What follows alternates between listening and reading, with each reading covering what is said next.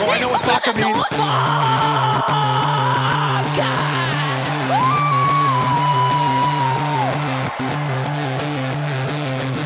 Bitch!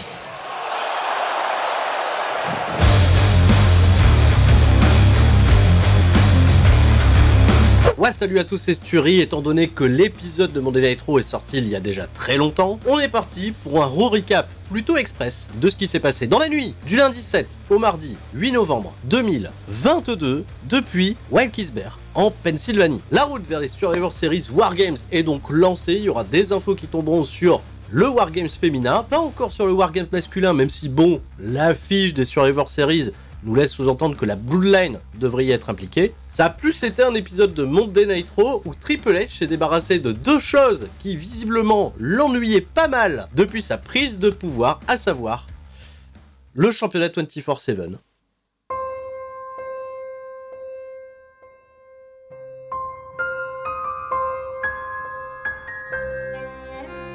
Et le Money in the Bank de Austin Theory. Ouais, et ça, je sais que ça fait pas mal parler dans la communauté catch.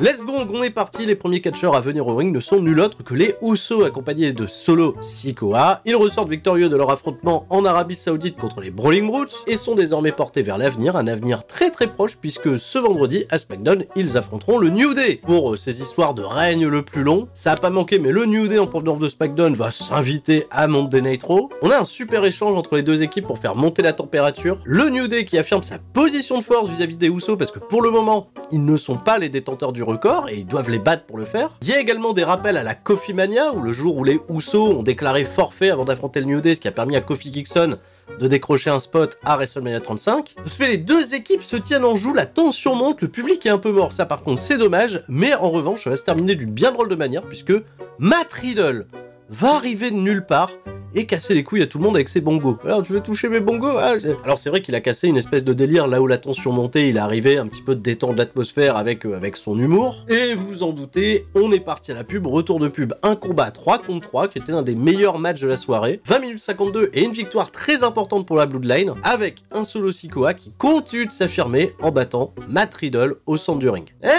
Riddle la mid-card. Il y a eu, cela dit, de très chouettes échanges entre les Usos et le New Day. Le match devrait être excellent ce vendredi à SmackDown, même si, bon, on s'en doute, le suspense ne reste peut-être pas fort.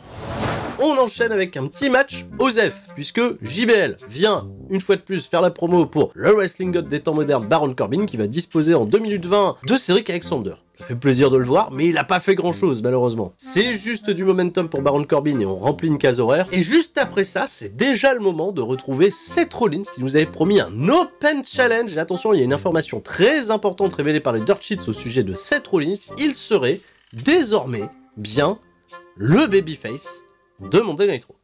Et oui, c'était un discours particulièrement de babyface que nous a livré Seth Rollins, qui est très fier d'être dans la compagnie depuis 10 ans. Ça fait 10 ans qu'il a fait ses débuts dans le main roster. Il remercie les fans pour le soutien, tout en restant un peu arrogant à sa manière. Il annonce son Open Challenge et qui vient y répondre? Le Judgment Day. Et c'est assez intéressant de voir une confrontation immédiate entre Seth Rollins et Judgment Day. Alors qui du Judgment Day? Bah finalement, c'est Finn Balor qui vient défier Seth Rollins en lui rappelant que les deux ont une longue histoire, que Seth Rollins avait privé Finn Balor de son règne de champion universel puisque à peine le titre remporté, Finn Balor était blessé. Et alors que ça aurait pu être très intéressant, le Judgment Day va se faire interrompre par ZOC qui vient, malgré sa défaite en Arabie Saoudite, réclamer une revanche contre le Judgment Day. Alors ZOC, ils ont analysé la situation, le problème c'est Rhea Ripley qui intervient tout le temps pour donner la victoire au Judgment Day. Alors cette fois-ci, ZOC, ils ont du backup. Bon, Seth Rollins, lui, ça l'intéresse pas, donc lui il s'est barré. Et Rhea Ripley, à l'extérieur du ring, s'est faite attaquer par Mia Yim. Et ouais, Mia Yim, elle fait son retour à la WWE. Mia Yim, la Mia Yim de Rétribution. Ceci dit, c'est enfin une victoire pour AJ Styles et ses potes. Le Judgment Day bat en retraite. On les retrouvera un petit peu plus tard débattre de tout ça backstage en compagnie de Byron Saxton, Investigation, qui restera pantois pour l'occasion. Et la piqûre de rappel qu'on attend depuis 5 mois, Rhea Ripley, à la fin de ce segment, va croiser Bianca Belair. Vous savez, le match dont on a été privé à Money in the Bank. Ça a juste été posé là, piqûre de rappel. Otis, accompagné de Chad Gable, vous ne rêvez pas, va battre Elias en 3 minutes. Et figurez-vous que la victoire d'Otis, elle est clean. Eh ben ça me fait plaisir Alpha Academy, enfin un peu de crédit. Bianca Belair toujours championne et Alaska qui ont perdu leur championnat par équipe font leur entrée au ring. On veut régler leur compte une bonne fois pour toutes à Damage Control. Et ben écoutez, ça tombe bien puisqu'il y a les Survivor Series War Games, le défi est lancé, il va falloir compléter les équipes parce que ça sera du 5 contre 5. On a eu le droit à un gigantesque clash entre Asuka et Yoskai qui s'est à peu près déroulé de la manière suivante. Il est vrai que vous nous avez battus, mais permettez-moi de remettre en doute la manière dont vous avez procédé, fille de mauvaise vie. Sauf votre respect, les insultes ici ne sont pas nécessaires. Vous avez perdu, admettez-le. Oh, oh, oh, oh, mais vous parlez japonais. C'est du japonais que j'entends là. Bien sûr que je parle japonais, c'est ma langue natale. Si vous parlez alors en japonais, permettez-moi de vous répondre en japonais. Incroyable, incroyable, incroyable. Et tout ce que je vais rajouter, c'est... Crétine, crétine, crétine, crétine, crétine. Es-tu une crétine? Tu n'es pas une crétine? Crétine, crétine, crétine, crétine. Crétine. Ouh, ouh, ouh, ouh. Plage. Bagarre entre toutes les compétitrices qui tournent à l'avantage des babyface jusqu'à ce que Nikki Cross se pointe pour donner l'avantage à Damage Control. Et Nikki Cross va donc rejoindre l'équipe de Damage Control pour les War Games. Voilà, donc c'est un heel turn. Là, maintenant, visiblement. Encore un match pour remplir des trous, histoire de donner du momentum visiblement à Austin Theory qui va disposer en là aussi 2 minutes de Shelton Benjamin. Alors la raison de ce match, c'est que les deux hommes se sont pris la tête avant le début du show, parce qu'Austin Theory voulait pas écouter les conseils du vétéran Shelton Benjamin qui aurait pu l'aider. Et ben j'ai pas trouvé que c'était une bonne décision. Au point de vous choquer, j'aurais préféré une victoire de Shelton Benjamin, notamment pour légitimer ce qui se passera à la toute fin du show, hein, pour ceux qui ont déjà de l'avance et qui sont spoilés. Et je m'expliquerai de ce fait à la fin du show. Le second gros combat de la soirée, il va opposer le Miz à Johnny Gargano. Est-ce que c'est pour sceller la storyline une bonne fois pour toutes? Eh ben pas véritablement, il y aura des ouvertures après ça. Tout d'abord, on a une grosse promo de la part du Miz qui va se défendre hein, de tout ce qu'a raconté Johnny Gargano le concernant la semaine dernière. Il dit que c'est des mensonges, il dit que c'est des conneries. Johnny Gargano, le maître nageur, à chaque fois que je le vois arriver en slibard avec son sifflet, j'ai l'impression que c'est un maître nageur, va nous révéler avoir engagé une détective qui s'est fait passer pour une impresario qui... Le Miz, il pensait qu'il allait avoir un rôle au cinéma, pas du tout. C'est une impresario qui lui a tendu un piège, et il a filmé ça, donc il nous diffuse les images sur l'écran géant, et finalement, oui, le Miz avoue qu'il a bien payé Dexter Lumis à l'époque pour faire semblant de le stalker, voilà, histoire d'attirer l'attention sur lui, comme il avait dit Johnny Gargano. Bref, l'histoire, elle a pas beaucoup de sens. Derrière un très bon match de 15 minutes où j'ai beaucoup aimé l'alchimie entre les deux catcheurs avec le Miz qui se sort de pas mal d'esquives, etc., qui suit très très bien le rythme infligé par Johnny Gargano. Malheureusement, le public s'enjaille pas énormément sur le match, et c'est un truc que j'ai noté pas mal sur les réseaux sociaux. On s'est pas mal plaint de ce manque d'ambiance générale.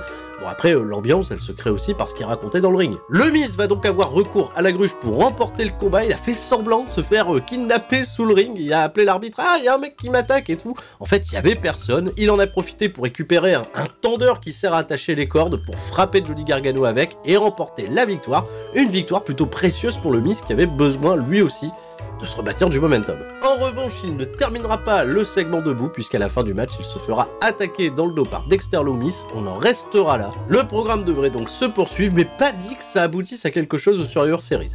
On arrive à cette fin de show où Triple H il a décidé de balayer deux choses qui avaient été écrites à l'époque par Vince McMahon, dont Triple H ne voulait plus. Visiblement. Premièrement, le championnat 24/7. Juste pour que Nikki Cross prouve sa valeur aux membres de Damage Control, pour l'accepter auprès d'elle, Nikki Cross, elle va aller affronter Dana Brooke et le championnat 24/7 est en jeu.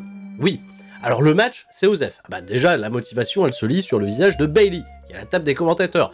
Est-ce qu'on a véritablement envie de voir un match entre Dana Brooke et Nikki Cross? Eh ben, heureusement, ça n'a pas duré très très longtemps, puisque c'était pas gégène non plus. 2 minutes 18, victoire de Nikki Cross, c'est limite un squash. Après ça, Nikki, elle repart backstage avec les membres de Damage Control derrière elle, et Nikki Cross, elle a l'air d'être possédée, elle prend le titre, elle l'abandonne, presque, dans une poubelle.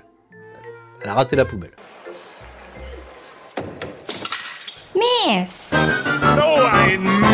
Et maintenant, c'est formel, c'est décidé, c'est officiel, le championnat 24/7 n'existe plus. J'ai pas le temps de rendre un hommage, on est parti, le main event. Seth Rollins, et il avait pas pu faire son Open Challenge tout à l'heure, alors qu'est-ce qu'il fait? Il recommence. Et c'est logique, c'est Mustafa Ali qui répond favorablement. Mais Mustafa Ali, il répond dans le Titantron, il répond par vidéo interposée. Mais non, lance ta musique et descends la rampe d'entrée. Parce que ça laisse du temps pour te faire attaquer, voilà, c'est exactement ce qui se passe. Il s'est fait happer sur le côté gauche là, de l'appareil. C'est Bobby Lashley. Et Bobby Lashley, on sait, il est vénère. Bah, depuis sa défaite contre Brock Lesnar, il est pas content. Et il est pas content à cause de Seth Rollins. Donc il veut aller défier Seth Rollins. Mustafa Ali l'a rattaqué, mais on s'en débarrasse. Et Rollins, il est excité, il va affronter Bobby Lashley dans un instant.